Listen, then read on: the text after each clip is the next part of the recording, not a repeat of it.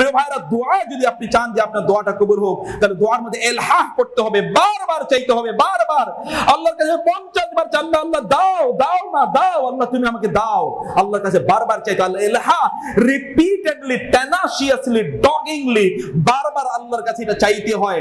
আল্লাহর কাছে চাওয়া, বারবার যদি চাওয়া হয়, তাহলে আল্লাহ সুবহানাহু ওয়া তাআলা সেই দোয়াগুলো আল্লাহ সুবহানাহু ওয়া তাআলা কবুল করে নেন। রাসূলুল্লাহ সাল্লাল্লাহু আলাইহি ওয়াসাল্লাম বলেছেন, মান লাম ইয়াসআলিল্লাহ ইয়াগদাব আলাইহি। এমন রব আপনি কোথায় পাবেন যার কাছে না চাইলে তিনি রাগান্বিত হন? আপনি এমন প্রভু কোথায় পাবেন, এমন বস আপনি কোথায় পাবেন যেই বসের কাছে প্রার্থনা না করলে, আবেদন না করলে, না চাইলে তিনি রাগান্বিত হন?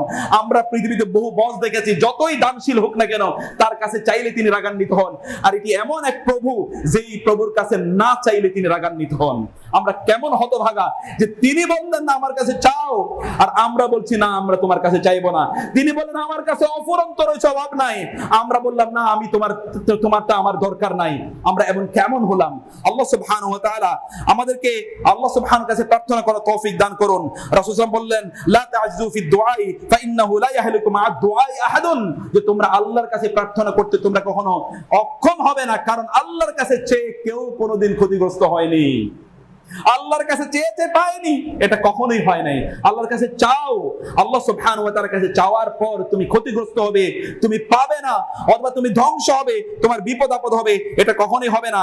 এই জন্য রাসূল সাল্লাল্লাহু আলাইহি ওয়াসাল্লাম বলেছেন, ইন্নাল্লাহা ইউহিব্বুল মুলিহিনা ফিদ দুআ, যারা আল্লাহর কাছে বারবার চায়, বারবার চায়। অনেক লোক তারা আছে এরকম বলে যে আমি একবার চাইছি, কই পাই নাই তো, একবার চেয়েছি পাইনি, এরপরে তারা চাওয়া বন্ধ করে দেয়। না, আপনাকে বারবার চাইতে হবে, বারবার চাইতে হবে। মনে রাখবেন যে প্রিয় ভাই, কখনো কখনো প্রিয় বোন, কখনো কখনো আল্লাহ আপনাকে বিপদে ফেলে আল্লাহ সুবহানাহু ওয়া তাআলা আপনার কণ্ঠটা শুনতে পান, কারণ দীর্ঘদিন পর্যন্ত হতে পারে আপনার কণ্ঠটি মহান আল্লাহ শুনতে পাননি, হতে পারে দীর্ঘদিন আপনি আল্লাহর কাছে চাননি। এই জন্য আল্লাহ আপনাকে বিপদে ফেলেছেন, বিকজ হি লাভস ইউ, কারণ তিনি আপনাকে ভালোবাসেন।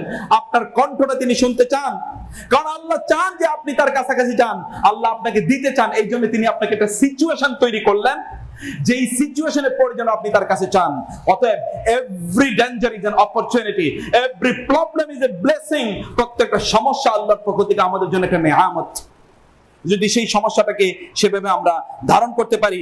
এই জন্য সাহাবায়ে কেরাম রাদিয়াল্লাহু তাআলা আনহুম আজমাইন তারা বলতেন যে একজন মুমিনের অবস্থাটা হচ্ছে তিনি ওই ব্যক্তির মতো যিনি সাগরে তিনি নিমজ্জিত হয়ে যাওয়ার অবস্থা হয়েছে, অর্থাৎ তার যে ডিঙ্গি বা জাহাজে তিনি আছেন ওইটা ডুবে যাচ্ছে, একটা খড়কুটার উপর তিনি আছেন।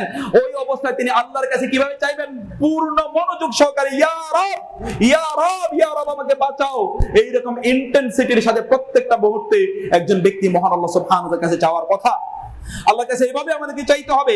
আমাদের প্রবলেম হলো যে আমরা অনেক অনেক লোক আছি তারা আল্লাহ সুবহানাহু ওয়া তাআলার উপর কিছু মিথ্যা কিছু আশা ভরসা নিয়ে আমরা বসে থাকি। লাইসা বিআমানিকুম ওয়ালা আমানি আহলিল কিতাব ومنهم أميون لا يعلمون الكتاب إلا أماني وإنهم إلا يظنون। আল্লাহ সুবহানাহু ওয়া তাআলা বলেন একদল লোক আছে তারা শুধুমাত্র দ্বীন থেকে, ইসলাম থেকে, শরিয়া থেকে, কোরআন থেকে, হাদিস থেকে শুধুমাত্র আশার বাণী নাই, কিন্তু এখানে যে কিছু ডেঞ্জার আছে এই ডেঞ্জার গুলো তারা কোনোদিনই ভাবেই না।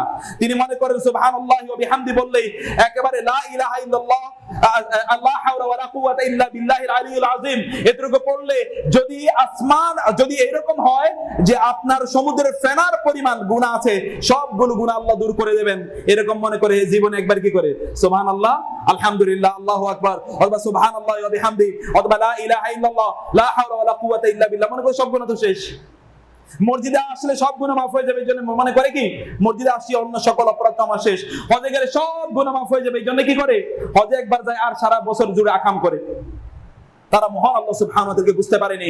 ইন্নাল্লাহা আজিজুন যুনতিকাম, আল্লাহ সুবহানাহু ওয়া তাআলা তিনি বলেছেন, আল্লাহ সুবহানাহু ওয়া তাআলা তিনি একদিকে ক্ষমাশীল, আল্লাহ সুবহানাহু ওয়া তাআলা একদিকে ক্ষমাশীল, যে তিনি বলেছেন ইন্নী আনাল আজিজুন, একদিকে তিনি হচ্ছেন ইন্নী আনাল গফুর রহিম, ওয়া আন্না আযাবি হুয়াল আযাবুল আলীম। দুটোই প্যারালালি আপনাকে বুঝতে হবে। একটা হচ্ছে আল্লাহ সুবহানাহু ওয়া তাআলা ক্ষমাশীল বটে, কিন্তু ওয়া আন্না আযাবি হুয়াল আযাবুল আলীম, আর আমি যখন শাস্তি দেই ওই শাস্তি তুমি ভাবতেও পারবে না কেমন শাস্তি আমি দেই। ওয়া আন্না আযাবি মাই পানিশমেন্ট আযাবুল আলীম, যন্ত্রণাদায়ক, মর্মন্তুদ, আল্লাতী তাত্তালিউ আলাল আফইদা, ইন্নাহা আলাইহিম মুসাদা ফি আমাদিন মুমাদ্দাদা আল্লাতী তাত্তালু আলাল আফিদা, শুধুমাত্র শরীরকে জ্বালিয়ে পড়ে দেয় না, অন্তরগুলোকেও জ্বালিয়ে পড়ে দেয়। এটা এমন একটা আগুন, জাহান্নাম এমন একটা আগুন, শুধুমাত্র শরীরকে জ্বালিয়ে দেবে তা না। আপনি মনে করেন মনের দিকে যদি আমি শান্ত আছি, নো, শরীর এবং মন দুইটাকে জ্বালিয়ে পুড়িয়ে দেবে। আল্লাযী তাত্তালু আলাল আফিদা, আল্লাহ সুবহানাহু বলেছেন আল্লাযী তাত্তালু আলাল আফিদা, এটাকে বুঝতে হবে প্রিয় ভাইরা। কোরআনিক যে attitude, Quranic approach, Quranic style, এটা বুঝতে হবে যে আল্লাহ সুবহানাহু ওয়া তাআলা কিভাবে